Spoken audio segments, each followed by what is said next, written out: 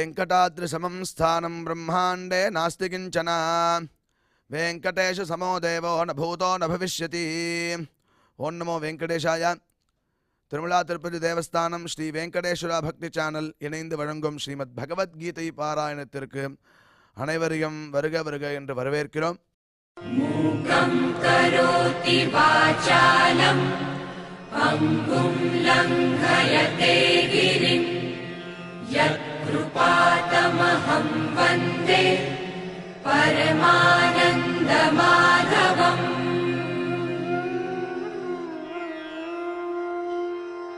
करारविन्देन पदारविन्दम् मुखारविन्दे विनिवेशयन्तम् वटस्य पत्रस्य पुटे शयानम् बालं मुकुन्दम् मनसा स्मरामि.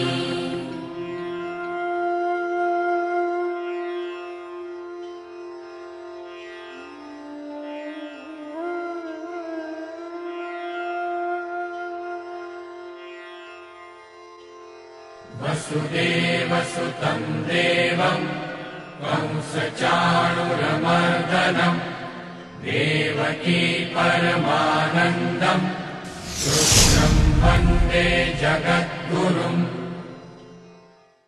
நம்மளுடைய சனாதன தர்மத்தில் கீதை ரொம்ப முக்கியமான ஒரு கிரந்தம். அதனுடைய மகாத்மியத்தில் கீதாத்யயனசீலஸ்ய பிராணாயாம பரஸ்ய ச நைவ சந்தகி பாபானி பூர்வஜன்ம கிருதானிச்சா அப்படின்னு மகாத்மியத்தில் சொல்லப்பட்டிருக்கு. கீதையை எவன் ஒருவன் அத்தியனம் செய்துட்டா இருக்கானோ அது ஒன்று இல்லாமல் பிராணாயாம பரஸ்யச்ச பிராணாயாமம் எவன் ஒருவன் செய்து கொண்டே இருக்கிறானோ நைவ சந்தகி பாப்பானி பூர்வஜன்ம கிருதானிச்சா அவனுக்கு பாபமானது போகிறது அப்படின்னு மகாத்மியத்தில் சொல்லப்பட்டிருக்கிறது.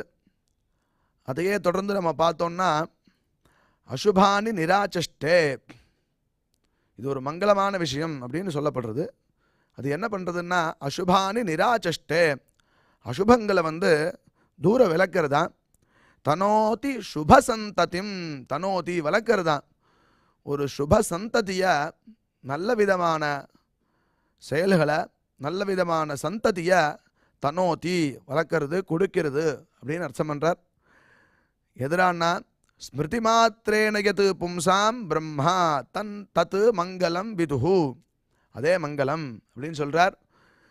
ஸ்மிருதி மாத்திரேன யத் பும்சாம் அதை ஸ்மரிச்சாலே போதுமா முன்னாடி சொன்ன சுபசந்ததியை தரும். அசுபானி நிராச்சஷ்டே அசுபங்களை விளக்கக்கூடியதாக இருக்குது. அதுதான் பிரம்மா தத்து மங்களம் விதுஹு அதுவே மங்களம்னு தெரிஞ்சுக்கோ அப்படின்னு இந்த பகவத்கீதையை மங்களமாகவும் எல்லாத்தையும் கொடுக்கக்கூடியதாகவும் வர்ணிச்சிருக்கா. அப்பேற்பட்ட இந்த பகவத்கீதைக்கு ஆரம்பிக்கிறதுக்கு முன்னாடி நாம் அனைவரும் குரு பிரார்த்தனை மற்றும் சங்கல்பத்தோட இந்த நிகழ்ச்சியை துவங்கலாம்.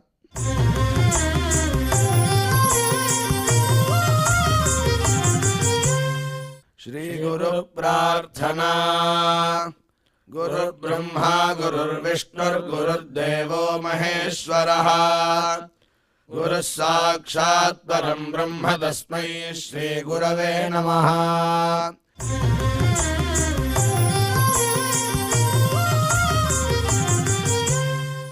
श्रीनिवास प्रार्थना. नमः क्षीराब्धिनाथाय वैकुण्ठाचलवासिने मुकुन्दाय नमो नित्यम् आनन्दाय नमो नमः.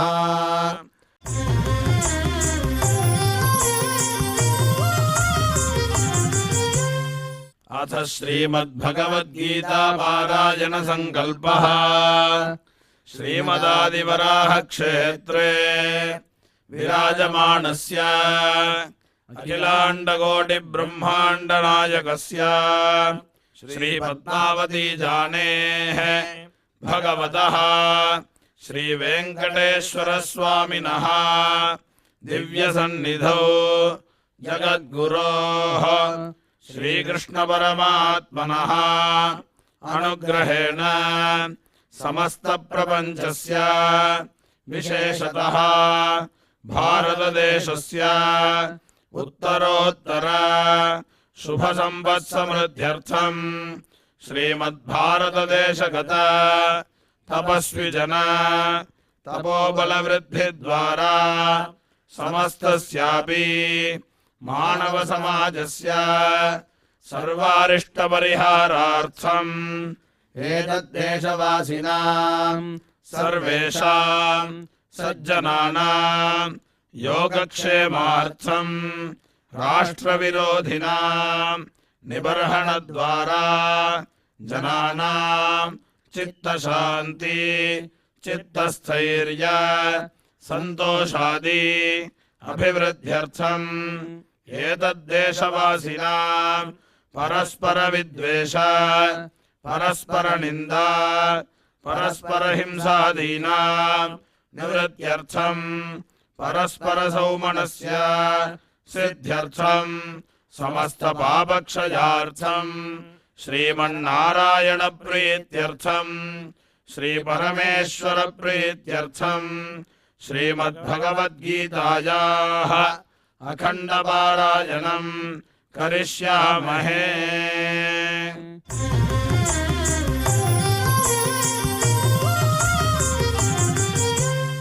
श्रीगीता प्रार्थना श्रीवत्साङ्गं महोरस्कं वनमाला विराजितं शङ्खचक्रधरं देवं कृष्णं वन्दे जगद्गुरुम्।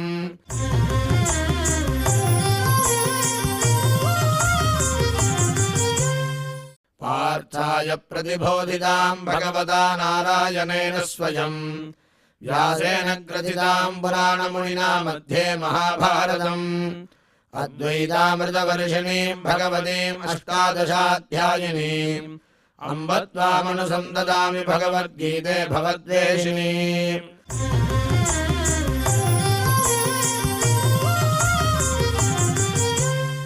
श्रीवेदव्यास प्रार्थना व्यासं वसिष्ठनप्तारं शक्तेः पौत्रमकल्मषम् पराशरात्मजं वन्दे सुखदातं तपोनिधिम्।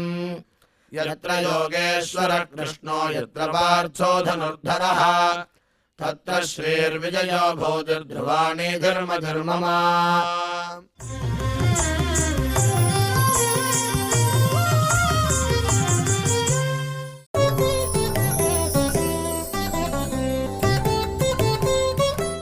सर्वतः पाणिपादं तत् सर्वतोक्षिशिरोमुखम् सर्वतः श्रुतिमल्लोके सर्वमावृत्य तिष्ठति। இப்பொழுது பிரம்மஸ்ரீ டாக்டர் ஊவே அனந்த பத்மநாபாச்சாரியார் அவர்கள் பகவத்கீதை ஸ்லோகங்களுக்கு அர்த்தத்தை விவரிப்பார். அதை கேட்டு மனதில் வாங்கிக் கொள்வோம்.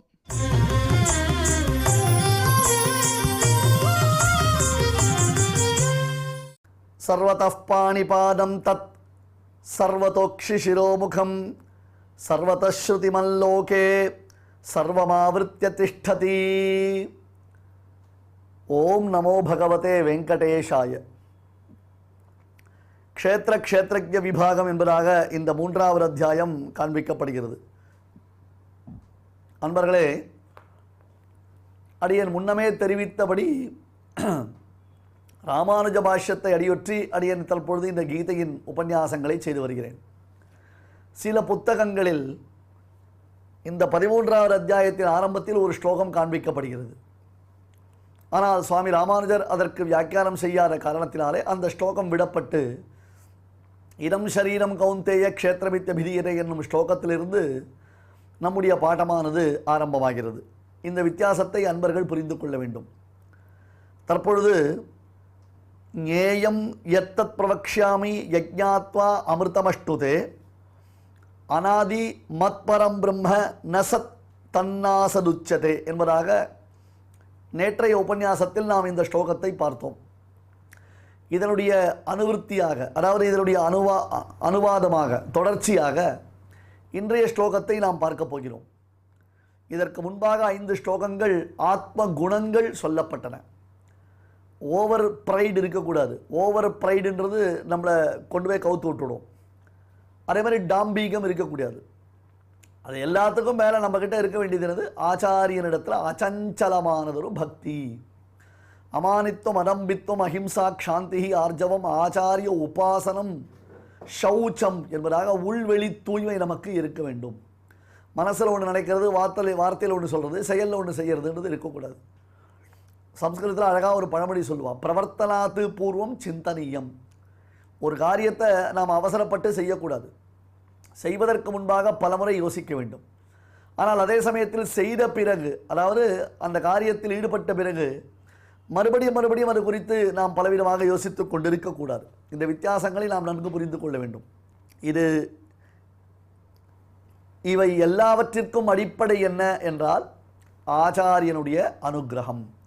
தெய்வமிவ ஆச்சாரியம் உபாசீத என்றதான பிரமாண வாக்கியம் தான் இங்கே பிரதானமாக சொல்லப்படுகிறது. கண்ணன் கீதாச்சாரியனாக இருந்து அர்ஜுனனுக்கு நல்ல உபதேசம் செய்கிறான். அப்பொழுது கிருஷ்ணனை பகவானாக பார்ப்பதை காட்டிலும் ஆச்சாரியனாக பார்ப்பது அர்ஜுனனுக்கு பெரும் நன்மையை அளிக்கக்கூடியதாகிறது.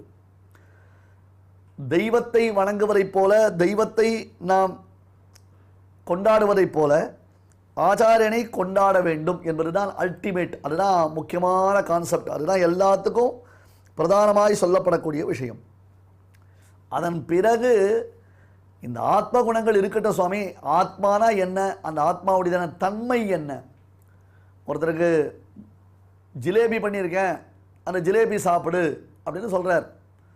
ஒருத்தர் கேட்குறார், ஜிலேபி சாப்பிட்டா என்ன ரொம்ப நல்லா இருக்கும்ன்ட்டார். அவர் கேட்டார், ஜிலேபி சாப்பிட்றதுக்கு என்கிட்ட சுகர் கிடையாது, நான் ஜிலேபி சாப்பிட்லாம், ஆனால் ஜிலேபினா எப்படி இருக்கும்னு தெரியலையேன்றார். அது ஜிலேபினா ரொம்ப டேஸ்ட்டாக இருக்கும், அது நல்லா ஜீராவில் ஊறி வச்சுருப்பா, அது 4 ஜிலேபி சாப்பிட்டாலே நமக்கு ரொம்ப இன்னும் நிறைய சாப்பிடணுன்றதான ஒரு ஆவலை உண்டு பண்ணும் என்று அந்த ஜிலேபியை குறித்து ஒரு எக்ஸ்பிளனேஷன் கொடுத்தா தானே அந்த ஜிலேபி சாப்பிட வேண்டும் தானே ஆவல் ஒருத்தருக்கு வரும். முதல்ல பேசிக் குவாலிஃபிகேஷன் என்னென்னா சுகர் கிடையாது, உனக்கு சுகர் இல்லையே, இல்லை. அப்புறம் ஆயில் ஃபுட் எதெல்லாம் சாப்பிட்டா உடம்புக்கு ஒத்துக்காதா, இல்லை அதெல்லாம் சாப்பிடலாம் நான், ஓகே ஃபைன், இதுதான் குவாலிஃபிகேஷன். ஆனால் அதுக்கப்புறம் என்ன இது கேட்குற, இல்லை ஜிலேபி கொடுக்கலான்னு நினச்சிட்டு கேட்குறேன். ஜிலேபினா என்ன, ஜிலேபினா டேஸ்ட்டாக இருக்கும், ரொம்ப அழகாக இருக்கும், ரொம்ப சாப்பிட்சே ரொம்ப இன்ட்ரெஸ்டிங்காக இருக்கும், மற்றவர்கள் சாப்பிட்றத பார்க்கச்சவே நமக்கு நாக்கில் ஜலம் ஊறும் அப்படின்னு அந்த ஜிலேபியை பற்றி ஒரு எக்ஸ்ப்ளனேஷன் கொடுக்குறோம். ஸோ எந்த ஒரு பொருளும் எந்த ஒரு வஸ்துவும் அதனுடைய தன்மை அதை குறித்து நாம் அறிந்து கொண்டால் தான் அதில் நமக்கு ஒரு விருப்பம் வரும். அதை தான் கண்ணன் கீழே சொன்னான், ஞாபகம் இருக்கா உங்களுக்கு? உனக்கு உன்னுடைய ஒய்ஃபு பிடிக்குமா, பிடிக்கும், உன்னுடைய பிள்ளை பிடிக்குமா, பிடிக்கும், உன்னுடைய கணவன் பிடிக்குமா, பிடிக்கும். எதனால் அவள்கிட்டத்தில் உனக்கு அவ்வளோ ஈர்ப்பு ஏற்படுறதுனர், என்னமோ அவளை நான் அப்படி நேசிக்கிறேன். அந்த மாதிரி என்னை நேசித்துப்பார், என்னை நேசித்துப்பார், என்னை நேசித்தால்தான் உனக்கு தெரியும் உன்னை எப்படி நேசிக்கணும்னார்.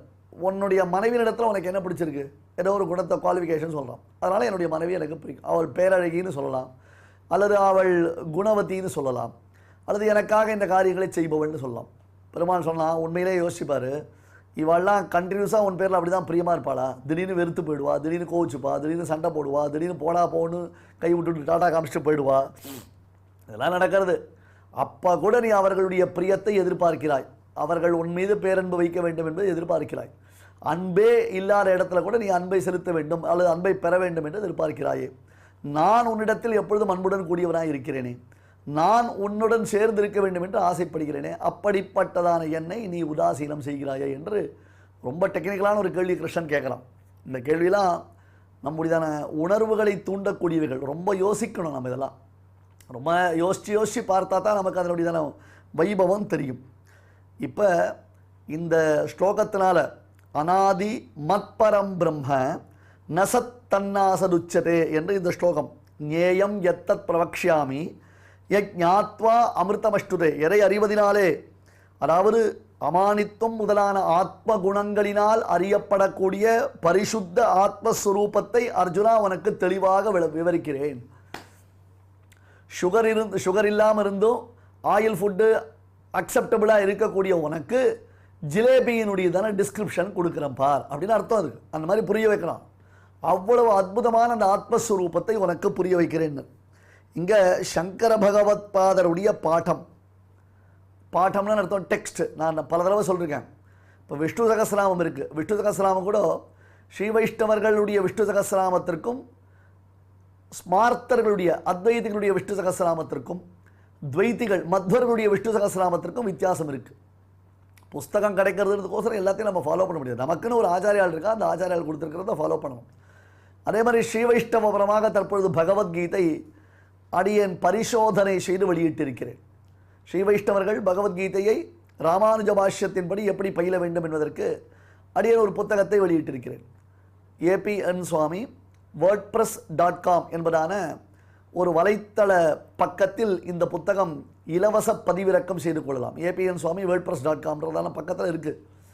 அந்த இடத்துல ஒரு பாட்டம் இருக்குது. இந்த ஸ்லோகத்தில் அநாதிமத் பரம்பிரம்ம என்பது சங்கர பாஷ்யத்தின்படி ஸ்லோகம். அநாதிமத் பரம்பிரம்ம, அந்த பரபிரம்மத்திற்கு அப்ஜெக்டிவ் அநாதிமத் பரம்பிரம்ம. ஏன்னா வித்தியாசம் இருக்குது. இந்த ஸ்லோகம் ஜீவனை குறித்து சொல்லுகிறதா அல்லது பிரம்மத்தை குறித்து சொல்லுகிறதா?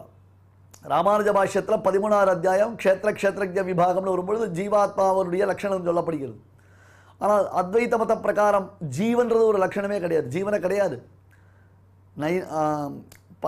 2வது அத்தியாயத்தினுடைய ஆரம்பத்திலேயே பரமாத்மா என்ன சொன்னான்?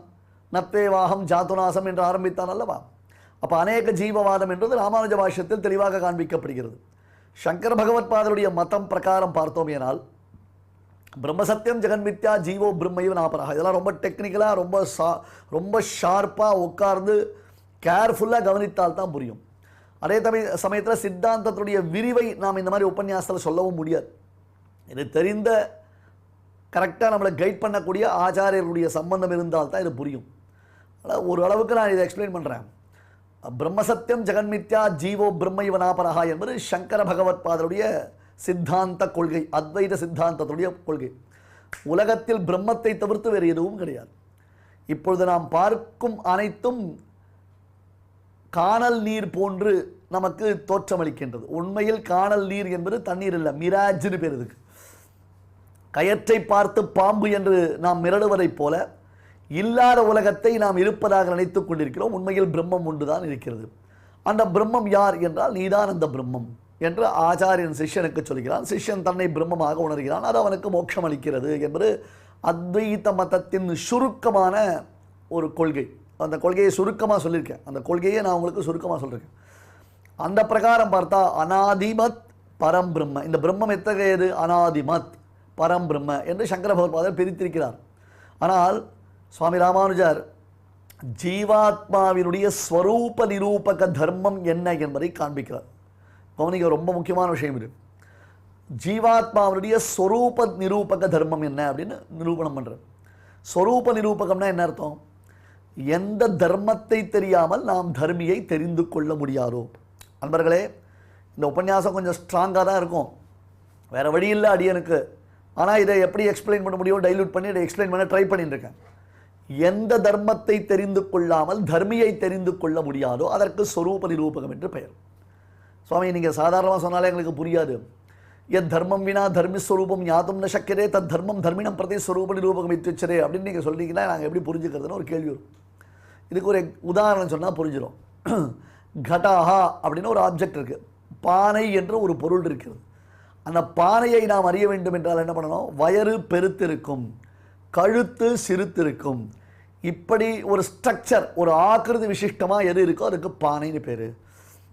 மாடுனா 2 கொம்பு இருக்கும், ஒரு வால் இருக்கும், 4 கால் இருக்கும், கழுத்தில் தொங்கு சதை இருக்கும், இது மாடு அப்படின்னு சொல்கிறோம்.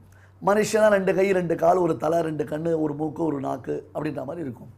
ஸோ இதை தெரிஞ்சின்றால் தான் அந்த மனிதனை நாம் தெரிந்து கொள்ள முடியும். கடம் என்பதை தெரிந்து கொள்ள வேண்டும் என்றால் வயறு பெருத்து கழுத்து சிரித்து இருக்கக்கூடிய அந்த ஆப்ஜெக்டினுடைய ஸ்ட்ரக்சர் தெரிஞ்சுக்கணும். அந்த ஸ்ட்ரக்சர் இஸ் கால்ட் அஸ் ஸ்வரூப நிரூபகம்னு பேர். ஜீவாத்மாவுடைய லட்சணம் என்ன அப்படின்னு கேட்டால், ஜீவாத்மா என்பவன் ஞானானந்த ஸ்வரூபம். ஞானம் அதாவது அணுஸ்வரூபம்ன்றது இருக்கட்டும், ஞானம் ஆனந்தம் முதலானவற்றை குணமாக உடையவன். ஞானானந்தமயா, ஞானம் ஆனந்தம் இவற்றை உடையவன். அடுத்தது பரமாத்மாவிற்கு சேஷபூதன். ஜீவாத்மா அணுஸ்வரூபன், அதை தெரிஞ்சுட்ட. அதுக்கு மேலே ஜீவாத்மாவை பற்றி நீ இன்னொரு விஷயம் தெரிஞ்சுக்கணும். அவன் ஞானஸ்வரூபன், ஆனந்தஸ்வரூபன். அதற்கு பிறகு அவன் பரமாத்மாவிற்கு சேஷபூதன். நீ உலகத்தில் எந்த ஜீவன் எடுத்துனாலும் அவன் அக்செப்ட் பண்ணிக்கிறாளோ அவன் அக்செப்ட் பண்ணிக்கலையோ அதை பற்றி நமக்கு கவலையே கிடையாது. ஆனால் அனைத்தும் பரமாத்மாவிற்கு சேஷம், அதாவது பரமாத்மாவிற்கு அதீனப்பட்டது. அதில் ஒன்றும் வித்தியாசமே கிடையாது. அதாவது விஷயம் தெரிந்தவாளும் சரி, விஷயம் தெரியாதவாளும் சரி, எல்லாருமே பரமாத்மாவிற்கு அதீனப்பட்டவர்கள் அப்படின்றது தான் கான்செப்ட். இதான் முக்கியமான கொள்கை விசிஷ்டாத்வைதத்திற்கு.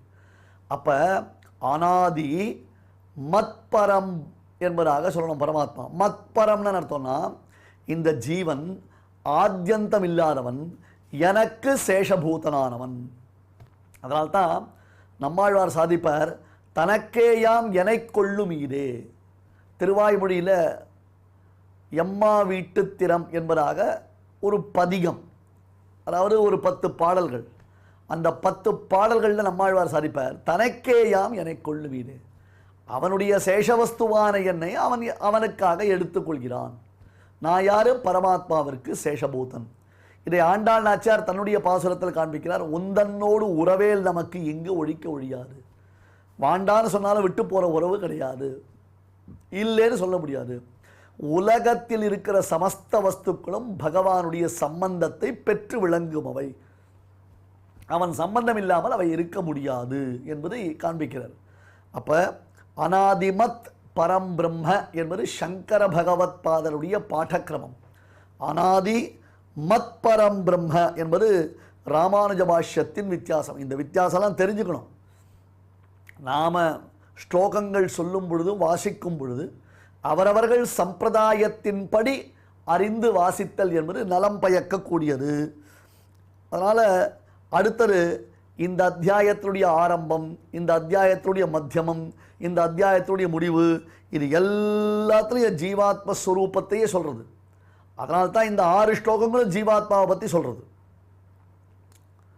அதனால்தான் ஸ்ரீ ராமானுஜ பாஷ்யம் என்ன பண்ணார், இதம் சரீரம் கௌந்தேய க்ஷேத்திரமித்ய விதியத்தில் ஆரம்பத்தில் இருக்குது, கடைசியில் அப்படி தான் முடிக்க போகிறார். அதனால் நடுவில் இருக்கக்கூடிய 6 ஸ்லோகங்கள் எதை பற்றி சொல்கிறது? பிரம்மத்தை பற்றி சொல்ல முடியாது. இங்கே பிரம்ம சப்தத்தினால ஜீவன் குறிக்கப்படுகிறான்னு சொன்ன ஞாபகம் இருக்கா? அதுக்கு புரிஞ்சுக்கணும். பிரம்மம்னா பிரகிருதிக்கு பேர், பிரம்மனா பிருகதி பிரம்மயதி, ரொம்ப பெருசுன்னு சிலதுக்கெல்லாம் பிரம்ம சப்தத்தினால சொல்லுவாள். அந்த மாதிரி இங்கே ஆத்யந்தத்தையும் பார்த்து மத்தியமத்தையும் நாம் பார்த்தோம்னு சொன்னால் அந்த மத் என்பது எங்கே சேரணும்? அனாதி மத் என்பது சங்கர பகவத் பாதருடைய பாட்டத்தை காட்டிலும் சுவாமி ராமானுஜர் அனாதி மத் பரம் பிரம்ம, இந்த ஜீவன் எனக்கு சேஷபூதன், எனக்கு ஆட்பட்டவன் என்பதாக. அதனால் பிரகிருத்தியும் புருஷன் செய்வ என்று நடுவிலையும் புருஷ சப்தம் ஜீவனை சொல்லுகிறது. அடுத்தது நசத் தன்ன அசத் உச்சதே. சத் அசத் என்பதினாலே பரிசுத்தமான ஆத்மஸ்வரூபம் என்பது சொல்லப்படவில்லை. அப்போ என்ன அர்த்தம் அப்படின்னு கேட்டால், பிரளயம் சிருஷ்டி என்பதான 2 தசையில், பிரளய தசையில் இந்த ஜெகத்தானது அசத்தாக இருந்தது என்றும் சிருஷ்டி தசையில் சத்தாக இருந்தது என்பதாகவும் பிரமாணங்கள் காண்பிக்கின்றன. ஸ்ரீ விஷ்ணு புராணம் தான் இதுக்கெல்லாம் அற்புதமான பிரமாணம். ஸ்ரீ விஷ்ணு புராணத்திற்கு ஸ்ரீமத் அகோபிரமணத்தின் 45வது பட்டம் ஸ்ரீ ரங்கேசிங்கர் அத்தியாச்சரியமானது ஒரு வியாக்கியானத்தை செய்து எழுதியிருக்கிறார். அதை நாம் நன்கு வாசித்தோமேனால் அதனுடைய அர்த்தங்கள் நமக்கு புரியும். அப்போ நம்முடைய சித்தாந்தத்தில் சேதனம், அச்சேதனம், ஈஸ்வரன், இந்த 3 தத்துவமும் நித்தியம்தான், எதுவுமே அநித்தியம் கிடையாது. சித்துனா ஜீவாத்மா, அச்சித்துனா அச்சேதனங்கள், அடுத்தது ஈஸ்வரனா பரமாத்மா. இந்த பிரளய காலத்திலையும் இவை இப்படியே நித்தியமாக தான் இருக்குது. பிரளய காலத்தில் நித்தியமாக இருக்குது, சிருஷ்டி காலத்தில் நித்தியமாக இருக்குது. ஆனால் பிரளய காலத்திலையும் சிருஷ்டி காலத்தில் என்ன வித்தியாசம் அப்படி கேட்டால், சேத்தனான ஜீவாத்மா அச்சேதனத்தை போன்று பிரளய காலத்தில் இருக்கிறான். அச்சித் அவிசிஷ்டான் பிரளயே என்பதாக சுவாமி வேதாந்த தேசிகன் திருவேங்கடமுடியான் விஷயமாக தான் அருளி செய்த தயாசதகம் என்னும் நூலில் விவரணம் செய்கிறார். அச்சேதனமான பிரகிருதி சிருஷ்டி காலத்தில் நாம ரூபங்களை பெறுகிறது. அதே பிரகிருதி பிரளய காலத்தில் பகவானிடத்தில் ஒடுங்கி இருக்கு. அதே மாதிரி சேத்தனான ஜீவாத்மா ஸ்வஸ்வரூபாவிர்பாவம், தன் தன்மையை தானே அறியாதவனாக அவன் பிரளய காலத்தில் பகவானிடத்தில் மெழுக்கில் ஒட்டின தங்கத்துகளைப் போல தன் தன்மை அறியாமல் அவன் ஒட்டி இருக்கிறான்.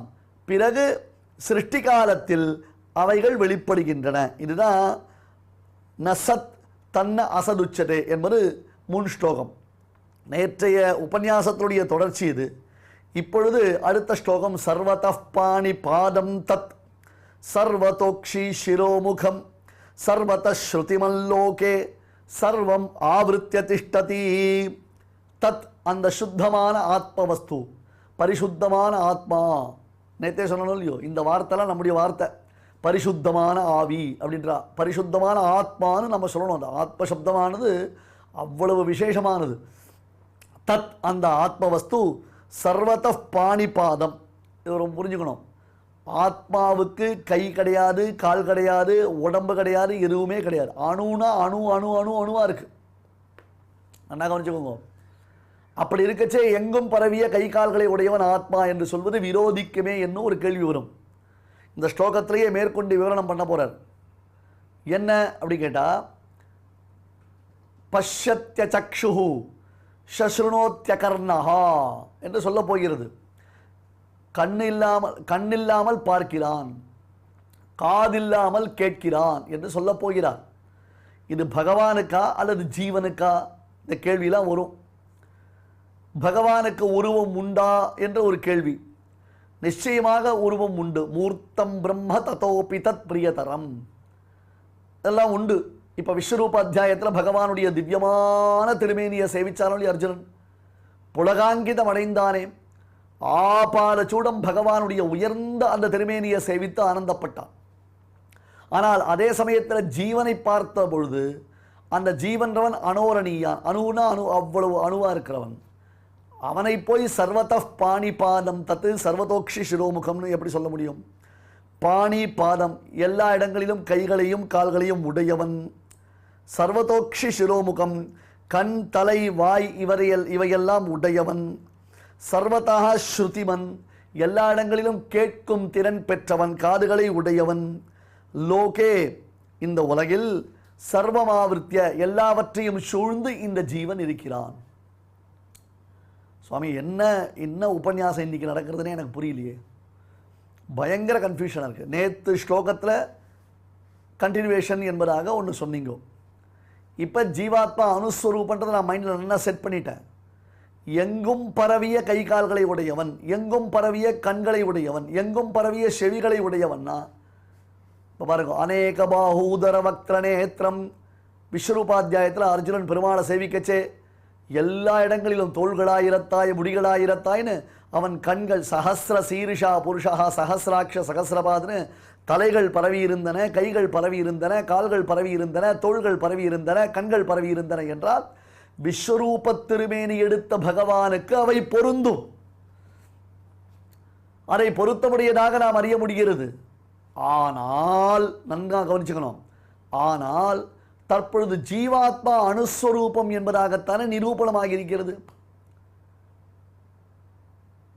எல்லா பிரமாணமும் ஜீவாத்மா அணுன்னு தானே சொல்லியிருக்கு.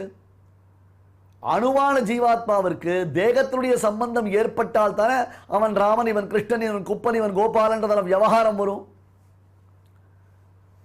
இப்ப ஜெனரலா ஜீவனை பத்தி சொல்லிட்டு இருக்கச்சே, ஜீவனுக்கு கைகள் உண்டு, கால்கள் உண்டு, கண்கள் உண்டு, செவிகள் உண்டு என்றால் முன்னுக்கு பின்முரணாகத்தானே அர்த்தம் புரிகிறது.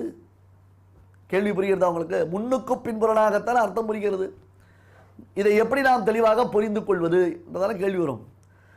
அந்த பரிசுத்தமான ஜீவாத்மா அவனுக்கு எங்கும் கைகள் உள்ளன, எங்கும் கண் தலை வாய்கள் உள்ளன அப்படின்னு சொன்னால் என்ன அர்த்தம்னார்? அதற்கு பொருள் கை இருக்கும் இடத்துல காலும், கால் இருக்கிற இடத்துல கையும் இருக்க முடியுமா? இந்த அசோகவனத்தில் சீதையை சுற்றிலும் ராட்சசுகள் அமர்ந்திருந்தார்கள்.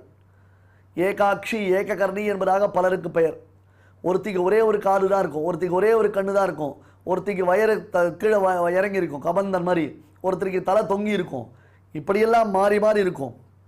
அப்போ அவயவங்களும் இந்திரியங்களும் இல்லாத ஆத்மஸ்வரூபத்தில் இந்திரியங்கள் எப்படி இருக்க முடியும்?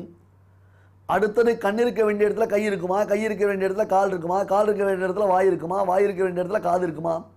அது எப்படி இருக்க முடியும் அப்படின்னு சொன்னால், ஐயா, கை கால்கள் இருந்தால் என்னென்ன காரியங்கள் செய்யப்படுமோ, இதான் பதில். நல்லா மனசில் வச்சுக்கோங்க.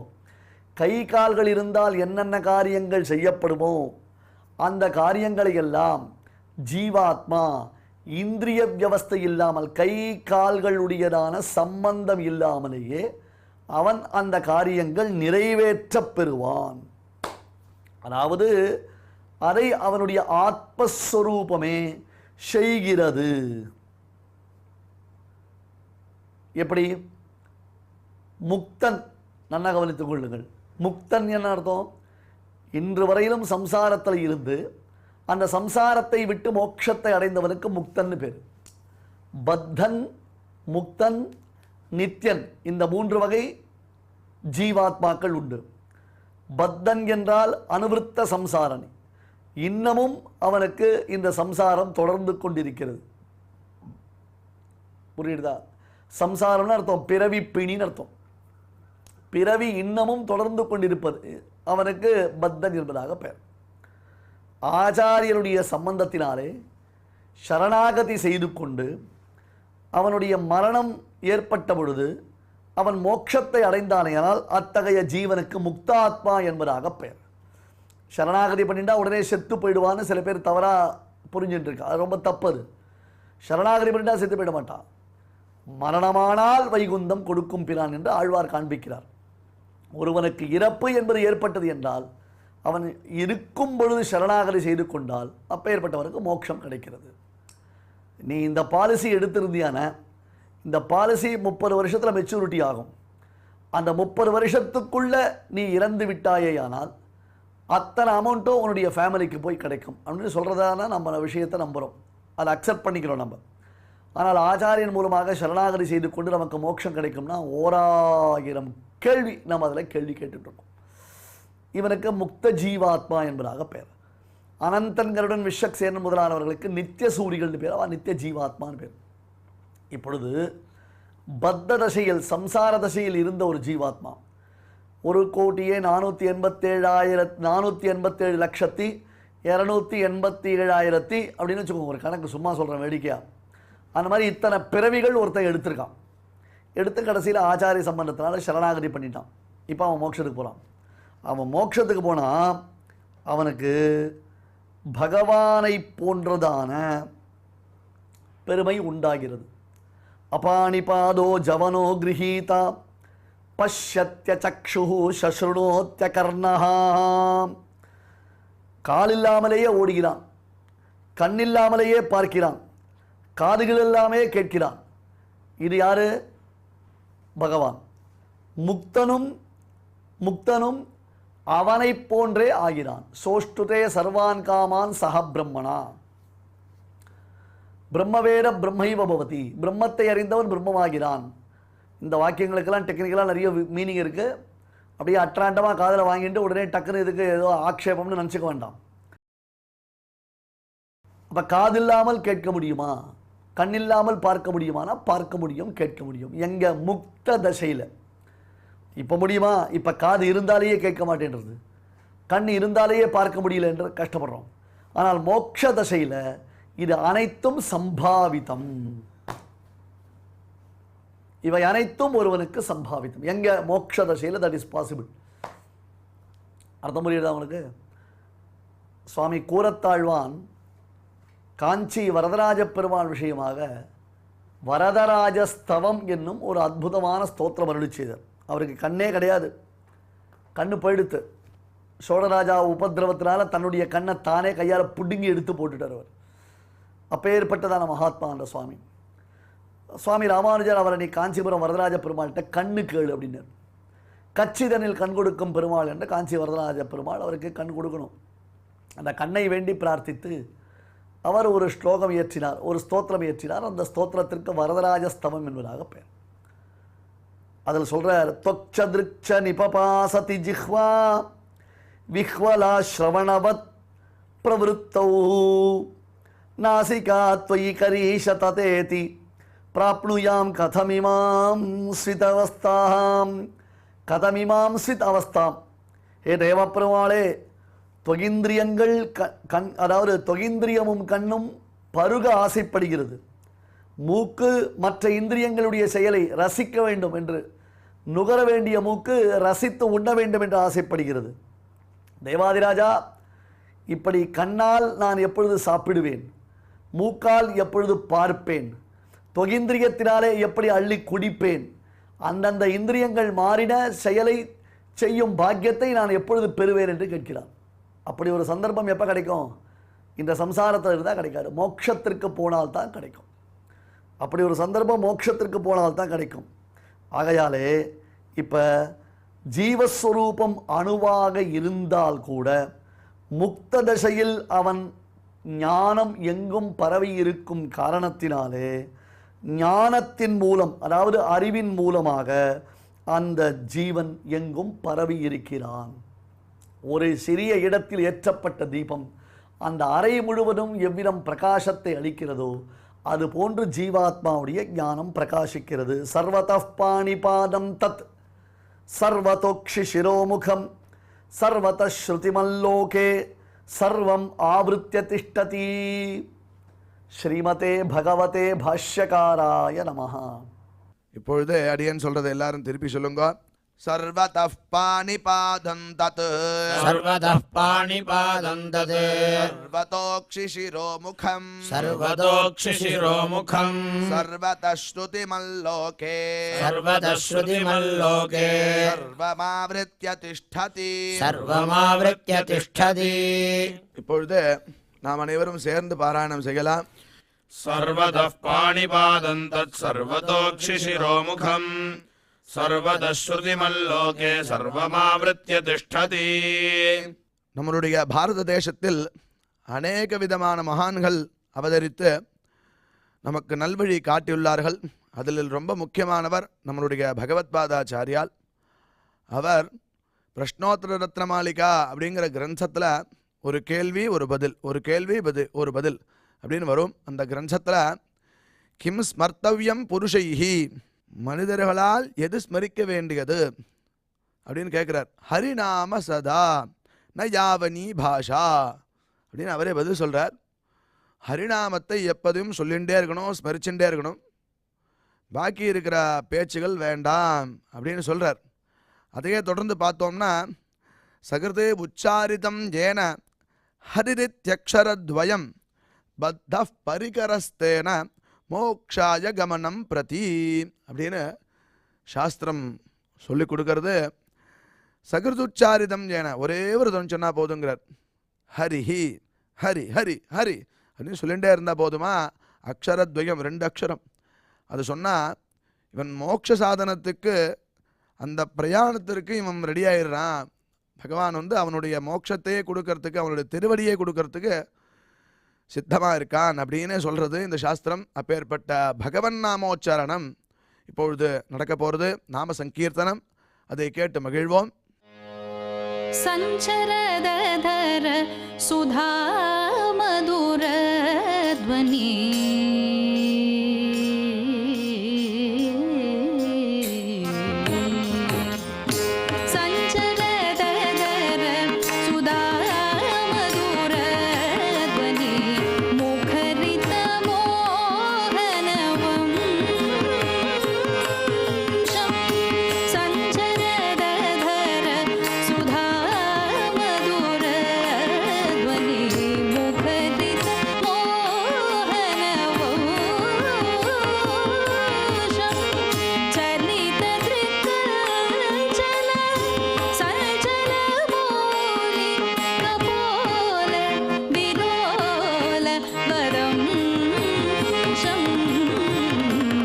చలిత దృక్జల సజల మూలి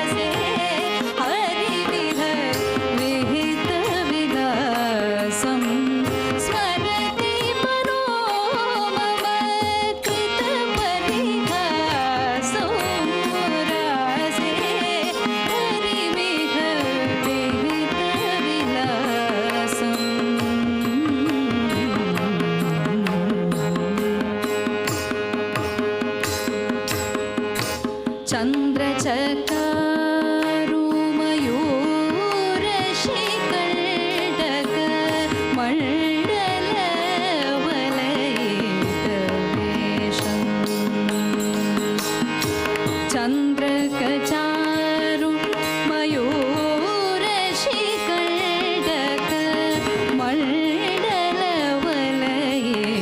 मण्डलवलयितकेशम् प्रचुरपुरन्दर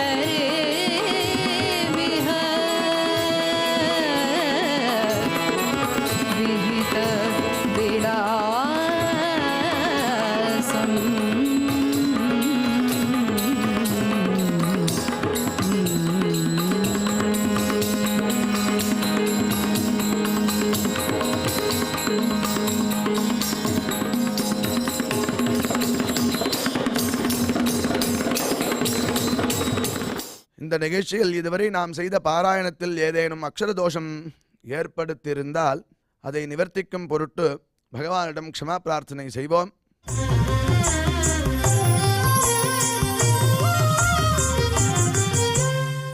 अथ क्षमा प्रार्थना यदक्षरपदभ्रष्टम् मात्राहीनम् च यद्भवेत् तत्सर्वम् क्षम्यताम् देवनारायण नमोऽस्तु ते।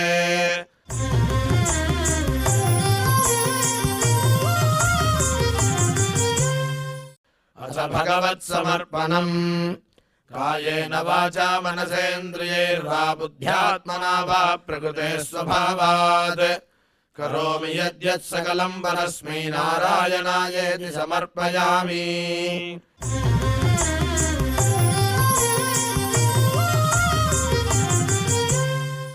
अथ लोकक्षेम प्रार्थना सर्वे भवन्तु सुखिनः सर्वे सन्तु निरामयाः सर्वे भद्राणि पश्यन्तु मा कश्चित् दुःखभाग् भवेत्।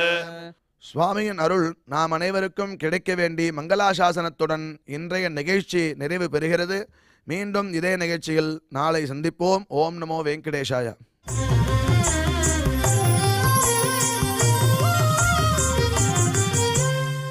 अथ मङ्गलम् श्रियः कान्ताय कल्याणनिधये निधयेऽर्थिनाम् श्रीवेङ्कटनिवासाय श्रीनिवासाय मङ्गलम्।